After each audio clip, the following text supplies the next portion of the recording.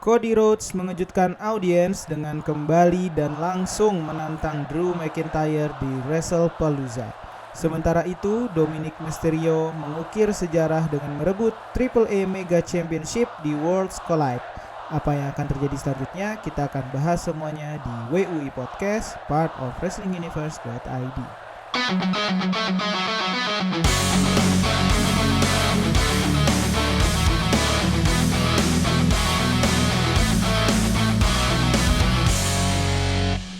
Selamat datang di WUI Podcast, part of WrestlingUniverse.id, podcast yang ngebahas semua hal tentang dunia WWE, apa yang terjadi dan mungkin akan terjadi. Bersama gua Fus Hilmi, setiap Senin dan Kamis pagi hadir untuk ngebahas apa yang terjadi di dunia WWE. Sebelum lanjut, jangan lupa follow WUI Podcast di Spotify dan Noise. Nyalain loncengnya biar lo dapetin notifikasi terkait episode terbaru. Jangan lupa juga follow, subscribe YouTube subscribe YouTube Wrestling Universe Indonesia, karena sekarang WUI Podcast juga sudah hadir di channel YouTube Wrestling Universe Indonesia. Jangan lupa juga follow Instagram dan TikTok @WUI Podcast. Boleh di like, komen, di share, di repost post-postnya. Dan jangan lupa juga follow Instagram @wrestlinguniverse.id untuk mendapatkan berita-berita konten-konten terbaru terkait dunia wrestling. Dan episode kali ini akan sedikit panjang karena Friday Night SmackDown kemarin juga bertepatan dengan langsung diikuti dengan Worlds Collide. Gue biasanya tidak highlight cukup banyak dari WWE yang di luar gitu ya. Walaupun Worlds Collide kan kerja sama dengan AAA, ada WWE-nya, cuman gue biasanya tidak bahas banyak. Tapi ada sesuatu yang sangat-sangat menarik dari Worlds Collide, nanti akan kita bahas. Dan sebelumnya, sebelum kita mulai, gue mau highlight dulu informasi terkait pengumuman besar dari WWE yang mengumumkan bahwa WrestleMania 43 akan diadakan di Riyadh, Arab Saudi pada tahun 2027. Ini sebagai bagian dari Riyadh Season. Ini kayak kampanye dari pemerintah Saudi ya gitu untuk menjual kota Riyadh. Dan ini akan jadi pertama kalinya WrestleMania diadakan di luar Amerika Utara setelah sejak 1985. Jadi ini adalah keputusan yang sangat-sangat penting, langkah bersejarah untuk ekspansi globalnya WWE gitu, karena ingin memperlihatkan bahwa brand WWE semakin mendunia. Walaupun pengumuman ini terasa sangat megah, mewah dan sangat breaking through gitu ya, tapi ternyata sebenarnya reaksi terhadap pengumuman ini, reaksi negatifnya juga banyak, terutama pada saat video pengumuman ditayangkan di acara WWE dan AAA itu Worlds Collide di Las Vegas. Penonton menyuarakan "You sold out" sebagai bentuk protes dari keputusan ini gitu. Kenapa? Karena memang banyak beberapa impact negatif yang mungkin akan muncul ya. Paling besar adalah keputusan ini terasa sangat komersial sehingga kurang memperhatikan kebutuhan penggemar lokal gitu. Dan ini keputusan yang sangat berpengaruh memang dua sisi ya. Untuk WWE-nya sangat berpengaruh dalam hal penjualan, tapi dalam hal budaya, dalam hal keterlibatan lokal pasti ada respon negatifnya gitu. Kalau untuk Asia sendiri, Indonesia terutama, mungkin impactnya yang paling terasa adalah masalah waktu penayangan. Ini sudah terasa di beberapa premium live event yang terjadi di Saudi, sehingga karena perbedaan waktu, acara live-nya mungkin disiarkan pada jam yang kurang ideal untuk Asia Tenggara, misalnya jadi tengah malam atau pagi dini hari. Dan ini sudah kita di Indonesia harusnya sudah aware ya, karena beberapa kali premium live event, terutama 1 tahun terakhir di Netflix, sudah banyak gitu yang terjadi di Saudi Arabia. Dan yang terakhir, ada juga kemungkinan harga langganan atau biaya tambahan, karena sekarang WWE sudah full komersial di Netflix gitu. Dan tapi ini adalah event yang sangat besar. WrestleMania-nya mungkin dan kemungkinan besar masih akan ada di Netflix secara kontrak. Tapi apakah ada kemungkinan ada harga langganan tambahan atau biaya tambahan karena nilai produksi dan biaya lisensinya yang lebih tinggi. Nah itu ya kita masih tunggulah untuk 2 tahun lagi. Sementara dari Saudi sendiri memang ngejar bikin ini jadi greatest WrestleMania of all time. Dengan banyak sekali rumor beredar akan dibikin banyak comeback gitu ya. The Rock, Undertaker, Shawn Michaels, Stone Cold Steve Austin, bahkan juga John Cena yang harusnya tahun ini terakhir sudah direncanakan untuk akan comeback di WrestleMania 43 nanti di Riyadh gitu. Buat gue sendiri kalau terjadinya comeback sebanyak ini sih kayaknya terlalu muluk-muluk ya. Tapi 1 atau 2 dari ini masih mungkin terjadi. Walaupun menurut gue tidak serta-merta dengan comebacknya mereka semua jadi greatest WrestleMania of all time ya. Memang tergantung kualitas talent yang ada sekarang, terus atau yang akan ada saat itu, yang naik saat itu, dan storyline yang dibuild bahkan dari jauh-jauh hari gitu. Jadi mungkin comeback 2, terutama Shawn Michaels gue ngelihatnya udah terlalu tua aja. Melihat dia di NXT ya, perawakannya sudah terlalu tua, sudah tidak sesegar dulu kayaknya.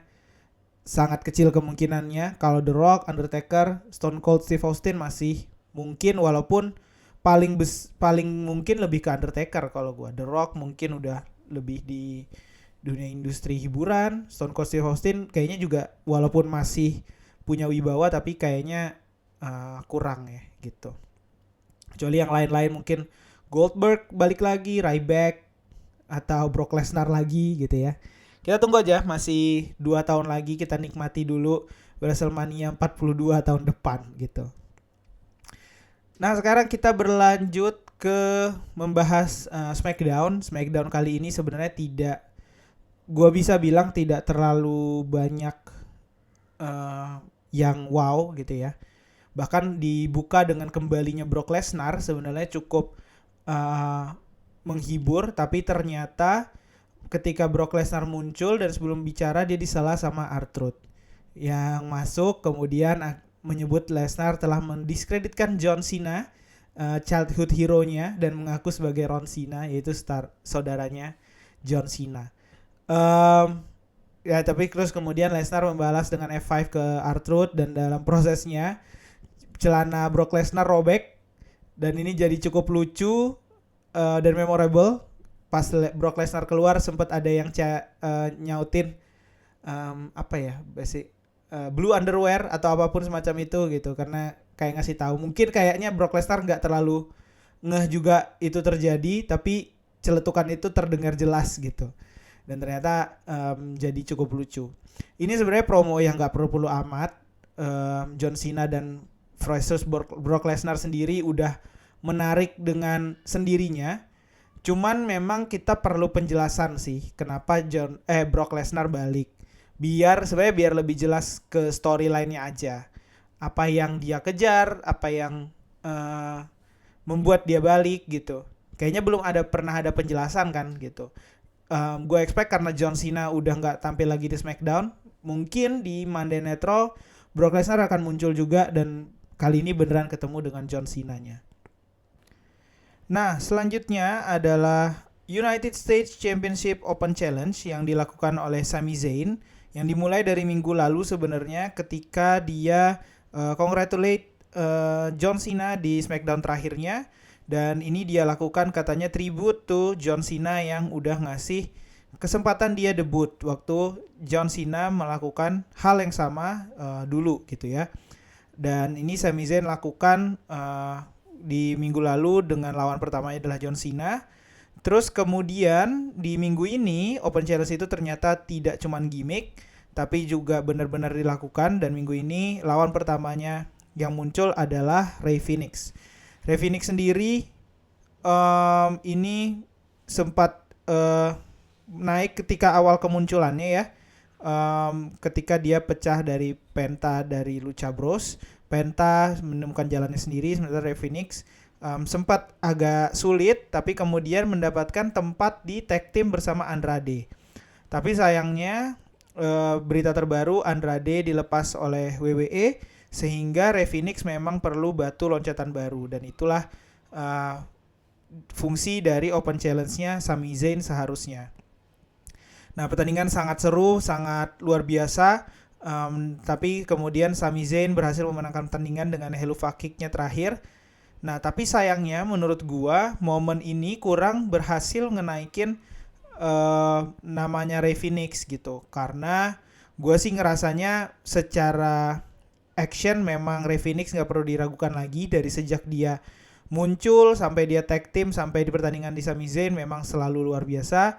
Tapi secara storyline persona dia kurang kelihatan, terutama di momen Open Challenge ini juga dia kurang dapat banyak ngomong gitu, sehingga ya kurang ngejual sih gitu. Tapi Open Challenge ini kan cuma batu loncatan ya, hopefully Rey Fenix berhasil menemukan tempatnya lagi, dan ke minggu depan Open Challenge ini sudah ditunggu lawan baru yaitu Carmelo Hayes. Carmelo Hayes juga sama dengan Rey Fenix, cuman bedanya mungkin Carmelo Hayes lebih punya storyline yang lebih lebih kuat dengan The Miz, dengan Melo Don Miz-nya, dan sekarang dengan kondisi bersama The Miz agak kurang akur gitu ya.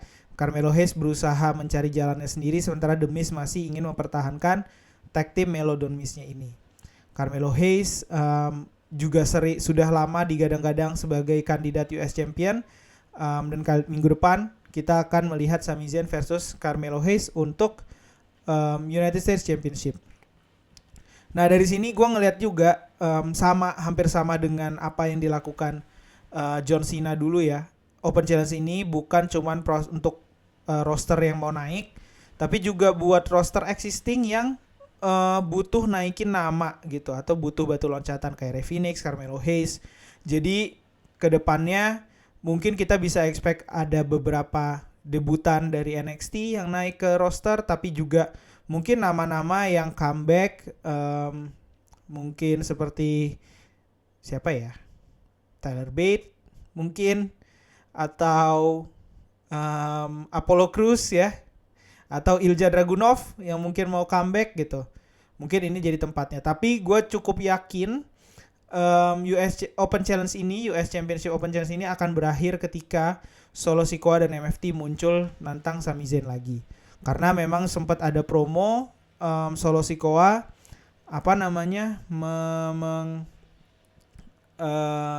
marah-marah gitu ya ke Sami Zayn gitu. Lu nggak tahu apa yang udah gue perkorbanin dan segala macamnya.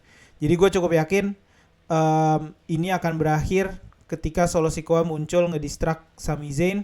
Either Sami Zayn jadi kehilangan gelar, atau gue sih lebih yakin pertandingannya Open Challenge-nya itu nanti akan berakhir no contest dan Solo Sikoa yang akan nantang Sami Zayn lagi. Dan menarik mungkin kayak Jacob Fatu gitu ya, balik ternyata nantang Sami Zayn secara friendly, atau Jimmy Uso mungkin ya. Itulah mungkin titik akhir challenge-nya. Dan gue ragu ini akan jadi sepanjang Open Challenge-nya John Cena, karena gue ngerasa personanya Sami Zayn belum sekuat John Cena gitu. Tapi ya akan cukup lah ya untuk ada 3-4 orang di Open Challenge ini.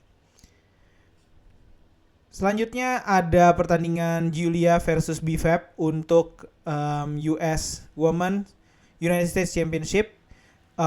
Sebenarnya kita dapat footage earlier today di mana B-Fab kelihatan panik nelpon seseorang. Ini gue ngelihatnya bisa jadi kayaknya salah satu dari Street Profits yang mulai retak setelah dikalahkan Wyatt Six di minggu lalu.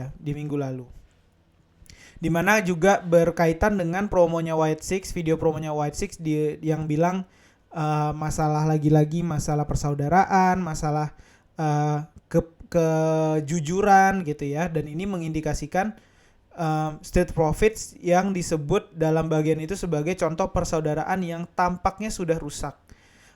Jadi makanya make sense kalau B-Fab yang selama ini ada di tengah Street Profits gitu kelihatan panik, karena mungkin ada sedikit konflik di antara Angelo Dawkins dan Montez Ford.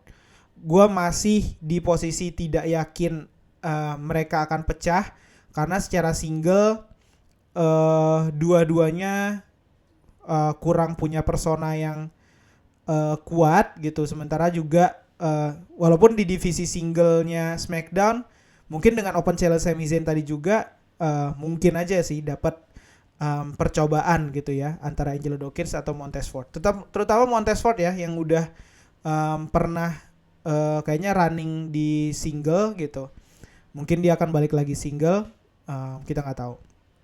Nah setelah di kepanikan itu, Giulia dan Kiana James masuk, terus juga trash talk gitu ya, manas-manasin B-Fab sampai akhirnya ditantang sama B-Fab untuk US Championship itu.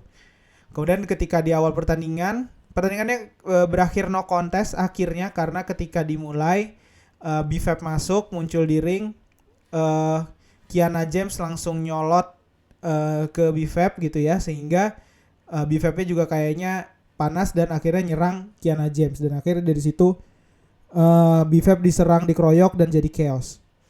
Berakhir no contest, kemudian akhirnya Michin, sahabatnya B-Fab juga muncul dengan kendo stick apa steel chair ya, gue lupa, untuk menghentikan aksi Giulia dan Kiana James itu gitu.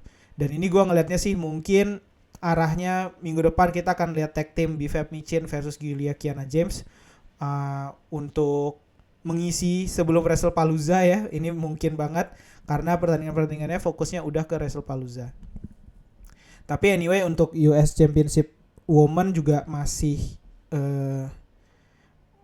ya masih tergantung lah ya, masih digantung ceritanya, nggak jelas arahnya kemana. Nah kemudian tapi ada yang dari sisi divisi wanita yang mulai terlihat kayaknya, yaitu adalah WWE Women's Championship antara Tiffany Stratton versus Jade Cargill. Ini merupakan rematch dari SummerSlam. Pertandingannya juga seperti SummerSlam sih gua ngerasanya, tapi bedanya ini berakhir double count out karena dua-duanya Jade Cargill dan Tiffany Stratton habis di ringside. Setelah terjadi di luar ring itu, Jade Cargill mendorong Tiffany Stratton ke barricade dan akhirnya keduanya gagal kembali ke ring tepat waktu, sehingga Tiffany Stratton tetap mempertahankan gelarnya.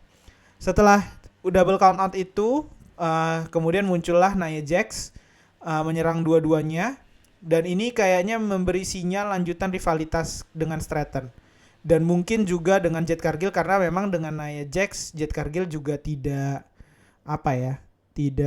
pernah akur juga gitu. Dan ini gue ngerasa bisa jadi momentum naikin storyline-nya WWE Women's Championship. Mungkin akan triple threat match dulu karena tadinya kan ada Naomi ya. Naomi-nya udah nggak ada, tinggal bertiga. Mungkin pas kalau misalnya akan switch gelarnya, karena di Tiffany Stratton juga udah tua, udah usang sih rasanya gitu. Bisa di switch melalui triple threat match. Atau kalau gue juga berpikir menanti comeback dari Bianca Belair. Bianca Belair udah lama banget juga tidak muncul. Mungkin momentum ini akan jadi kesempatannya Bianca Belair untuk muncul, karena di storyline Women's World Championship di Raw mungkin juga udah banyak ya, udah rame gitu. Jadi mungkin Bianca Belair di sini bisa naikin cerita dengan Jade Cargill lagi, atau memulai yang baru dengan Nia Jax dan Tiffany Stratton gitu. Mungkin triple threat match akan jadi momentum yang pas untuk menaikkan storyline di WWE Women's Championship ini. Dan yang terakhir, main event dari SmackDown kemarin adalah Drew McIntyre versus Randy Orton. Ini follow up dari beberapa minggu lalu. Drew McIntyre terus nge-trash talk Cody Rhodes sebenarnya, sampai akhirnya Drew McIntyre bilang Cody Rhodes juga punya teman, dan di situ muncullah Randy Orton ternyata. Dan akhirnya berlanjutlah feud-nya sampai ke Friday Night SmackDown kemarin. main event Drew McIntyre versus Randy Orton. Sejujurnya gue ngeliat Randy Orton kelihatan agak lemah, bahkan kelihatan kayaknya ada gestur cederanya mungkin sedikit kambuh, sehingga Drew McIntyre benar-benar terasa lebih dominan. Sampai akhirnya McIntyre berhasil menang dari Randy Orton dengan Claymore, dan ini juga memanfaatkan distraksi wasit di mana Randy Orton tuh sempat mau nge-punt-kick Drew McIntyre, terus tapi Drew McIntyre berhasil menghindar. Terus kemudian wasit tuh kayak somehow coba nenangin Randy Orton, dan bahkan sebelum punt-kick wasitnya juga udah kayak apa ya, kayak ngedistract Randy Orton sih gitu, sehingga McIntyre dapat momentum untuk Claymore gitu. Nah kemudian setelah kemenangan, Drew McIntyre ngebuang Randy Orton ke meja komentator, sampai Randy Orton itu ada di posisi persis kayak Cody Rhodes di Claymore di meja komentator. Nah kemudian ketika McIntyre lagi bersiap-siap, muncullah Cody Rhodes. Cody Rhodes muncul kembali berlari menyerang Drew McIntyre, menyelamatkan Randy Orton secara tidak langsung. Dan akhirnya di situ Cody Rhodes langsung mengumumkan bahwa dia akan menerima kasarnya challenge dari Drew McIntyre di WrestlePalooza untuk pertandingan gelar Undisputed WWE Championship. Dan dengan begitu resmilah Cody Rhodes versus Drew McIntyre for the Undisputed WWE Championship di WrestlePalooza nanti minggu depan. Ini sebenarnya sangat menarik karena di X terutama gue lihat Cody Rhodes tuh sudah sejak Claymore brutal dari Drew McIntyre itu udah hampir 30 hari tidak muncul, dan itu kayak banyak apa ya, rumor tuh kayak harusnya nggak boleh lah kayak gitu. Gue nggak tahu juga apakah itu peraturan asli apa enggak, tapi gue rasa banyak yang ngejual itu gitu. Terus kemudian banyak juga rumor yang bilang akan menarik kalau Cody Rhodes ternyata kalah nanti di WrestlePalooza dari Drew McIntyre, mungkin memulai feud baru kasarnya gitu. Atau juga ada rumor di mana, bukan rumor ya, prediksi atau keinginan netizen ketika Cody Rhodes versus Drew McIntyre itu Randy Orton muncul sebenarnya membantu Cody Rhodes secara tidak langsung dengan mendistract Drew McIntyre, tapi kemudian di akhir Randy Orton berbalik menyerang Cody Rhodes, sehingga memulai feud baru membangun Cody Rhodes versus Randy Orton. Tapi gue ngerasa agak kurang, karena harusnya setelah WrestlePalooza ini kan Crown Jewel ya. Crown Jewel itu harusnya champion versus champion biasanya.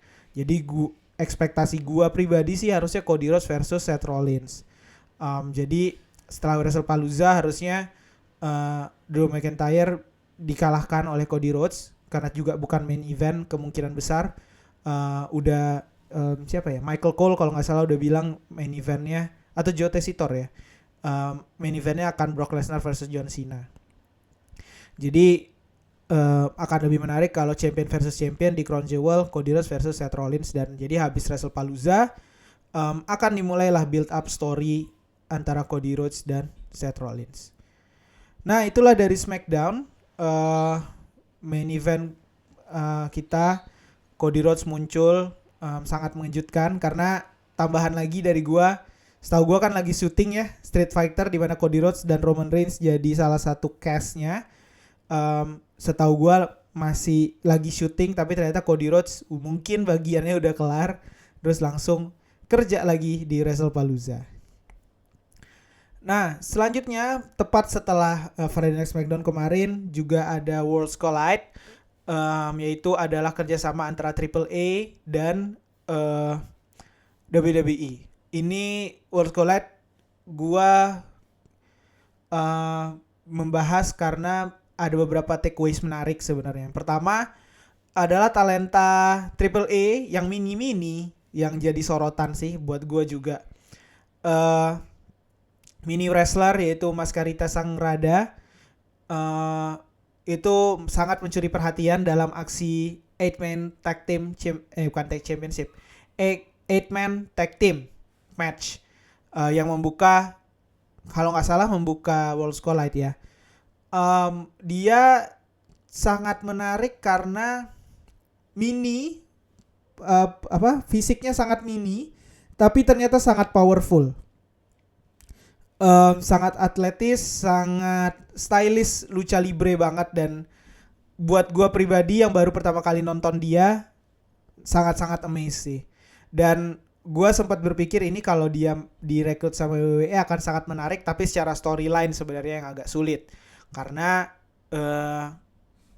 dia mini, atau mungkin di Worlds Collide tidak, gue nggak ngelihat dia ngomong gitu ya, jadi nggak kelihatan personanya atau skill mic-nya nggak kelihatan, tapi secara skill action boleh lah dicoba sekali-sekali. Mungkin ikut Royal Rumble nanti, nah boleh dah dicoba.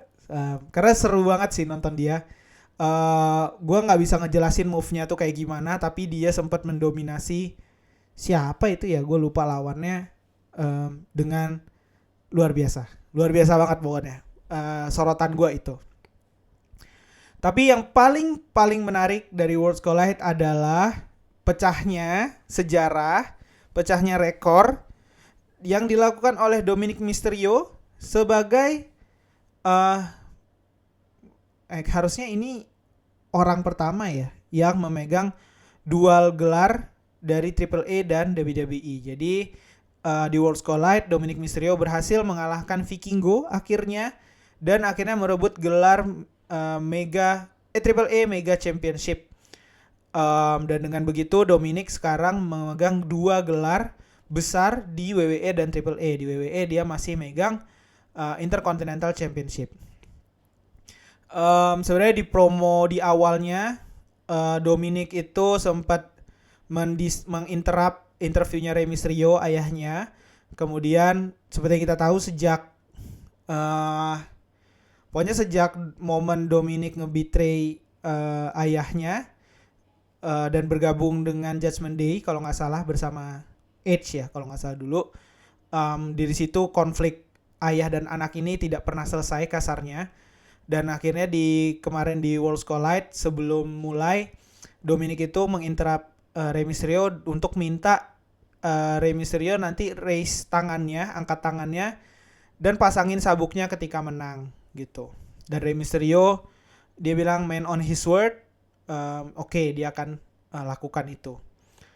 Kemudian setelah itu Finn Balor juga muncul terus bilang lu tahu nggak apa yang akan bikin lu diakui sebagai greatest luchador, adalah kalau nanti bisa menang sendirian. Menarik karena Finn Balor memang punya pertandingan sendiri, tapi gue tidak menyangka itu akan keluar karena itu udah deket banget dengan momen Finn Balor akan ninggalin Dominic sebenarnya. Nah, pertandingannya berlangsung sangat luar biasa, menarik. Gue tuh baru tahu ya, ternyata banyak fans AAA yang nggak suka dengan Vikingo. Utamanya karena dia ngalahin Alberto Del Rio waktu itu untuk Mega Championship ini.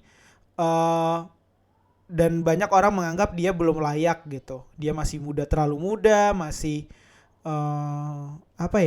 secara kultur kalau nggak salah ya nggak cocok, dan dianggap sebagai biar bisa jualan internasional gitu.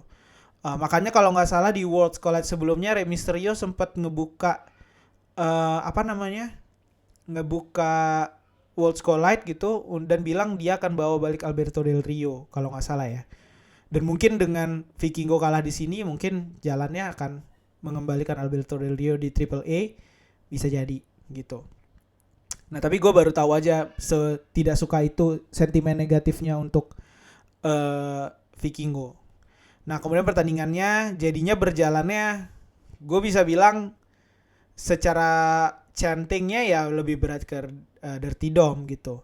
Sampai kemudian akhirnya ada intervensi dari luar, Finn Balor dan JD McDonagh ya masuk di sisi Dominic dan membuat Dominic punya keunggulan. Kemudian tapi Dragon Lee dan Rey Mysterio juga muncul ngehajar Finn Balor dan JD McDonagh. Dan terus akhirnya berbalik lagi posisi dengan munculnya El Grande Americano membantu Dominic Mysterio. Sampai akhirnya Dominic itu pakai topengnya dan kemudian headbutt dengan plat besi dan kemudian menang. Dan ya udah, dari situlah sejarah tercipta. Setelah kemenangan, Rey Mysterio naik ke ring dan akhirnya memasangkan sabuk ke Dominic seperti yang dia janjikan. Tapi kayak Dominic emang anak durhaka gitu ya. Dia jadi marah-marah lah, sombong, terus kayak ngusir ayahnya dari ring gitu. Gue tuh sebenarnya di momen itu expect Rey langsung ngehajar Dominic Mysterio, tapi kayaknya mungkin bukan cara itu storyline-nya akan dibangun. Jadi ya udah, Rey Mysterio cabut dan kemudian Dominic menyerayakan kemenangan itu bareng Judgment Day. Dan kemudian di antara Judgment Day itu juga muncul El Grande Americano yang kemudian langsung di kalau momennya tuh kelihatannya Dominic itu ngebelah di tengah Judgment Day kemudian menuju El Grande Americano dan kemudian celebrate bareng lah gitu. Nah dari sini banyak sekali implikasi storyline yang terjadi, makanya gue seneng banget. Yang pertama tentunya ini membuka kemungkinan storyline silang antara WWE dan AAA yang lebih intens dengan mungkin pivotnya adalah Dominic Mysterio gitu. Kemudian memegang 2 gelar tentu tidak mudah. Yang sejauh gue ingat yang pernah 2 gelar paling terbaru ya Lyra Valkyria megang tag team dan Intercontinental Championship juga, tapi itu juga gak lama gitu. Jadi pertanyaannya berapa lama Dominic akan bisa megang gelar ini, karena challenge-nya akan datang dari 2 arah. Dari AAA mungkin masih Vikingo yang akan mengejar Mega Championship itu, atau mungkin juga Penta sebenarnya. Karena di awal Worlds Collide, Penta itu yang ngebuka Worlds Collide, kemudian dia state sesuatu yang belum pernah terjadi atau belum pernah dia bisa lakukan adalah memenangkan AAA Mega Championship. Jadi kalau diizinkan dia akan mau ngejar itu. Jadi ada kemungkinan Penta yang juga mengejar gelar AAA Mega Championship ini. Ditambah Penta di Raw juga lagi turun ya, lagi jadi jobber gitu dengan The New Day. Mungkin ada sedikit refreshment lah kalau misalnya Penta yang mengejar Dominic Mysterio. Atau juga bahkan dengan Penta bisa jadi winners take all gitu ya. Kalau dengan Penta lawan Dominic Mysterio, winners dapat langsung 2 gelar gitu. Bisa jadi. Nah kemudian dari Intercontinental Championship-nya juga gimana nih Dominic Mysterio. Karena paling terbaru dan bisa gue bilang belum selesai masalahnya adalah dengan AJ Styles. Ditambah AJ Styles juga kemarin sempat mengeluhkan kesepian dan sekarang sudah punya bisa dibilang teman yaitu Dragon Lee. Bisa jadi AJ Styles menantang Dominic lagi dan kali ini punya bantuan yaitu Dragon Lee. Kemudian habis AJ Styles mungkin berpindah, ada kandidat lain Rusev, Penta tadi kayak gue sebut, mungkin bisa ke sana arahnya. Kemudian itu dari sisi championship-nya. Dari sisi storyline-nya menarik bagaimana kita melihat rencana Finn Balor ke depannya, apakah berhasil menendang Dom dari Judgment Day atau malah ternyata Dominic yang nge-betray sendiri meninggalkan Judgment Day dengan El Grande Americano. Dua-duanya di posisi ini sekarang punya kemungkinan yang sama menurut gua, 50-50. Karena di malam itu merayakan kemenangan, Finn Balor tampak juga ikut merayakan, tapi kelihatan bahwa Dominic yang mulai meninggalkan gitu. Dan kemudian bagaimana, apakah akan ada storyline Mysterio versus Mysterio lagi, ayah dan lawan anak lagi? Karena tadi terakhir memang cuman pas Dominic betray Rey Mysterio buat gabung Judgment Day, kemudian sempat ada Dominic Mysterio versus Rey Mysterio, tapi habis itu udah. Nah, apakah dengan ini perebutan the best Mysterio of all time gitu ya, akan ada storyline itu lagi? Ya, jadi banyak sekali implikasi storyline-nya, makanya gue perlu untuk ngebahas ini gitu. Banyak sekali, dan ini adalah tahunnya Dom banget harusnya. Walaupun secara pribadi gue lebih Rey Mysterio ya, tapi pasti sebagai ayah Rey Mysterio, banyak yang juga bilang di internet Rey Mysterio ada bangganya gitu. Bahkan sebenarnya bangga banget harusnya dengan anaknya bisa punya tahun yang luar biasa, tapi tentunya karena masalah skrip, masalah kerjaan dia tidak bisa memperlihatkan itu. Nah, itulah yang terjadi dari Worlds Collide dan SmackDown, dan kita tinggal 1 minggu lagi menuju WrestlePalooza. Sejauh ini sudah 5 match confirm. Ini sudah sangat cukup, tapi masih bisa masuk satu lagi pertandingannya. Potensial matchnya kalau dari gua masih mungkin Aleister Black versus Damian Priest, karena juga di Friday Night SmackDown kemarin Aleister Black lagi-lagi muncul ngepromo dirinya lah ya dengan Damian Priest gitu. Feud-nya dengan Damian Priest. Kemudian tambah satu lagi ya mungkin triple threat match untuk WWE Women's Championship tadi kalau misalnya mau di highlight cepat. Tapi kedua-duanya ini sangat kecil kemungkinannya menurut gua, karena pertama tidak terlalu akan mengejutkan untuk WrestlePalooza apapun yang terjadi dari dua ini. Dan juga keduanya kemungkinan akan terjadi di SmackDown, yang which is gapnya dengan WrestlePalooza sangat dekat. Mungkin build up promonya akan kurang gitu. Tapi yang sudah pasti sih menurut gue seminggu ke depan, baik di Monday Night Raw maupun di Friday Night SmackDown, kita akan lihat seminggu ke depan yang penuh dengan promo WrestlePalooza. Dari Raw mungkin ada Io Sky versus Stephanie Fakir, kemudian The Usos versus The Vision, kemudian juga mixed tag team match CM Punk AJ Lee versus Seth Rollins dan Becky Lynch. Oh iya, John Cena dan Brock Lesnar juga di Raw.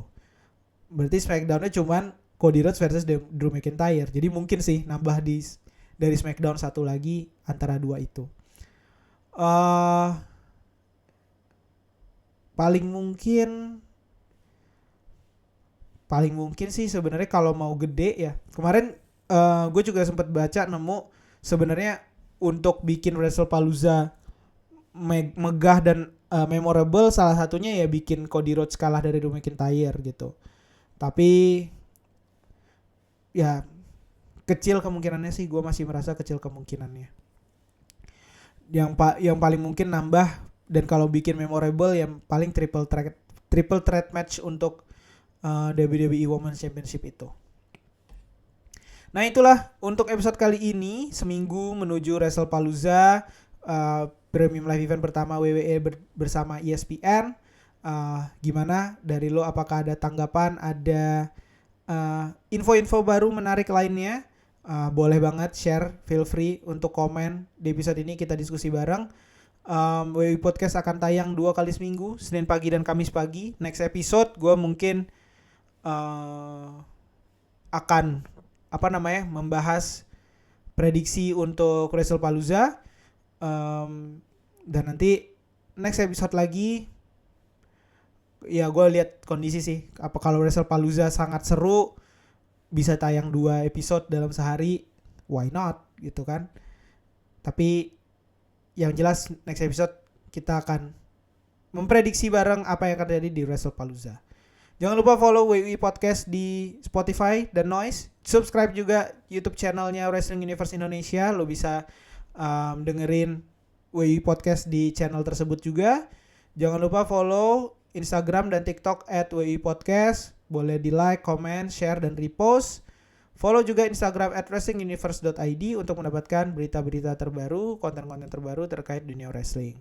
Untuk sekarang gue Fusilmi cabut dulu. Sampai jumpa di episode selanjutnya.